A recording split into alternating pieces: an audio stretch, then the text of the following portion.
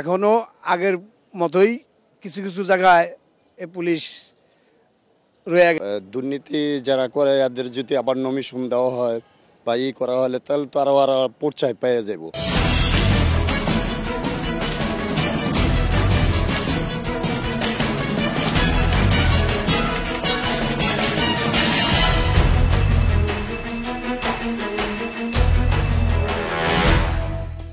দর্শক শুভেচ্ছা, জনতার কথা অনুষ্ঠানে আপনাদের স্বাগত জানাচ্ছি। আমি আসিফ সুমিত।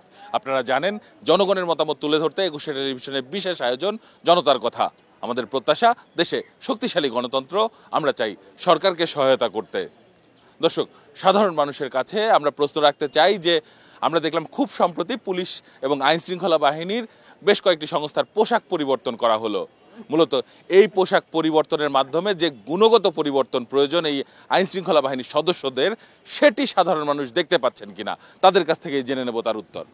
আপনি কি মনে করেন? শুধু পোশাক পরিবর্তনের মধ্য দিয়েই যে পুলিশের নৈতিক অবস্থানটা পরিবর্তন হবে এটা আমরা বিশ্বাস করি না। সার্বিক পরিস্থিতি পরিবর্তন করতে হলে আপনার একটা নৈতিক জায়গা থেকে পরিবর্তন আনতে হবে, পোশাকেই শুধু পরিবর্তন আসবে না। জনগণের বন্ধু হইতে হলে তাদের মন থেকে পরিবর্তন আনতে হবে। পোশাকে যে পরিবর্তন হবে এটা সঠিক নয়। খালি পোশাক চেঞ্জ করলে হইব না, তার মনোভাব তো সব কিছু চেঞ্জ করতে হইব। পোশাক পরিবর্তন করলে হবে না, তার নীতি নির্ধারণ সব চেঞ্জ করতে হবে এবং তারা আগে যা করছে তা এগুলা করলে হবে না। এখনো আগের মতোই কিছু কিছু জায়গায় পুলিশ রয়ে গেছে।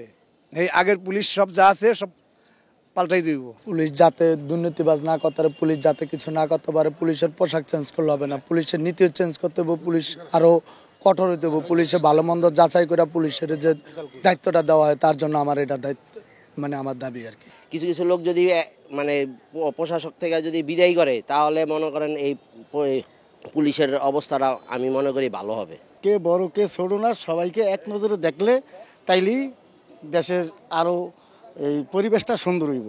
পুলিশ চেঞ্জ করলে হইব না, এদের ভাষা সহ অলস করে চেঞ্জ করতে হবে, তাহলে যদি পুলিশ ঠিক থাকে। ধন্যবাদ আপনাকে। দর্শক, আপনারা শুনছিলেন সাধারণ মানুষের প্রতিক্রিয়া। সাধারণ মানুষ মূলত পুলিশের পোশাক পরিবর্তনের পাশাপাশি তাদের নীতি নৈতিকতার জায়গাগুলোতেও পরিবর্তন আনার দাবি জানিয়েছেন।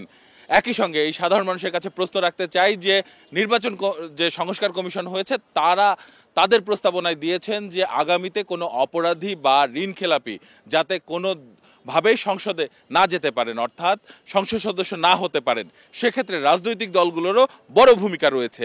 রাজনৈতিক দলগুলো মূলত এই অপরাধী বা এই ঋণ খেলাপিদের বিষয়ে কি সিদ্ধান্ত নিতে পারে, সাধারণ মানুষ কি মনে করে? সাধারণ মানুষে মনে করে বর্তমান যারা ঋণ আছে, ঋণ তারা নির্বাচন করতে পারবে না। রাজনীতিটা তো জনগণের জন্য, দেশের জন্য।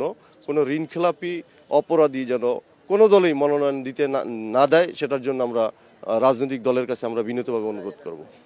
ক্যামেরায় ওয়াও, স্টাইল দেখাও, Xenon X21 পারলে ঠেকাও। আমরা মনে করি রাজনৈতিক দলগুলো এ ব্যাপারে কঠিন পদক্ষেপ নেবে এবং আমরা তাদের কাছে আশাবাদী যে কোনো দুর্নীতিবাজ এবং ঋণ খেলাপিকে যাতে নমিনেশন দেওয়া না হয়। যে দুর্নীতি মুক্ত করে, যে নিশাগ্রস্ত, যে চাঁদাবাজ বন্ধ করে এমন একজন লোক দেখে আমরা তাকে নির্বাচিত করব। দুর্নীতি যারা করে তাদেরকে আমরা চাই না, সৎ যোগ্য এরকম হলে আমরা চাই। দুর্নীতি যারা করে এদের যদি আবার নমিশন দেওয়া হয় বা করা হলে তাহলে তো আরো পর্যায়ে পেয়ে যাব। যারা ঋণগ্রস্ত আছে, ঋণ খেলাপি আছে এবং যারা দুর্নীতিবাজ চাঁদাবাজ তারা যেন নির্বাচনে না যাইতে পারে। যারা দুর্নীতিবাজ তারা তো ওই দিকেই খেয়াল যে দুর্নীতি কিভাবে করবে, আসলে মূলত তারা যেন নমিনেশন না পায় বা তারা যেন নির্বাচন করতে না পারে। যারা দুর্নীতি করে তারা যদি আবার নতুন করে মনোনয়ন পায়, মনোনয়ন বাণিজ্য হয়, তাহলে এই বাংলাদেশের মানুষের যে আকাঙ্ক্ষা প্রতিফলন তাইলে ঘটবে না। যার জন্য আমরা চাই এই দুর্নীতি মুক্ত একটা বাংলাদেশ, সুন্দর বাংলাদেশ, যে বাংলাদেশে কোনো দুর্নীতি থাকবে না, অর্ধতা থাকবে না, মারামারি কাটাকাটি থাকবে না, মনোনয়ন বাণিজ্য থাকবে না। যে কোনো দল কোনো ঋণ খেলাপি, কোনো চাঁদাবাজ যাতে আশ্রয় না পায়। অনেক ধন্যবাদ আপনাকে। দর্শক, আপনারা শুনছিলেন সাধারণ মানুষের প্রতিক্রিয়া। সাধারণ মানুষ কিন্তু তাদের ভাবনাগুলো অসাধারণ, তাদের চিন্তা অনেক সূক্ষ্ম ও গভীর। দর্শক, জনতার কথা দেখতে প্রতি শনি, রবি, মঙ্গল এবং বুধবার চোখ রাখুন একুশে টেলিভিশনে। সঙ্গে থাকবো আমি আসিফ সুমিত।